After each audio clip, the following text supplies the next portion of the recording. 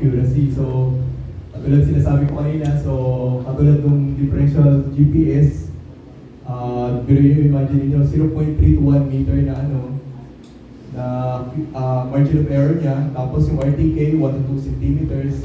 So yung gagamitin natin ngayon na general consumer device, yung mga smartphones natin, so 5 to 10 meters na margin of error. So medyo mababa siya actually, pero for this exercise actually makakatulong din sa inyo. Kasi meron yung gagamitin natin na SWMAX, so pwede kayo mag-include ng mga photos or other information na relevant dun sa survey na gagamitin ninyo. Okay, so ano yung mga pwede maka-affect sa accuracy natin? So, syempre yung unang-una yung arrangement ng mga satellites na nasa ibabaw natin.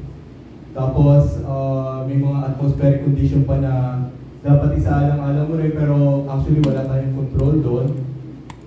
Yung sa ionosphere natin, troposphere, pwedeng magkaroon kasi ng signal blockage dun sa mga interference na yon. Tapos, multipath error, tinatawag.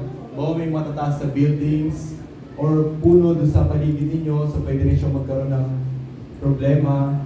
Siyempre, yung receiver quality na pinag-uusapan natin kanina. So, hindi natin may compare yung smartphones natin doon sa mga RTK na ginagamit nila, sir.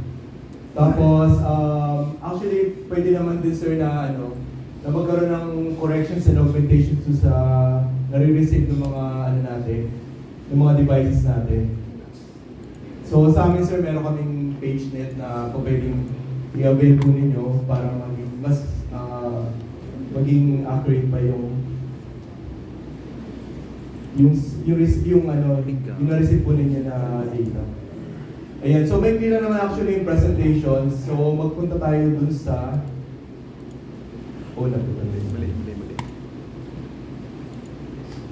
magpunta na tayo dun sa ating SWMAX. Yeah.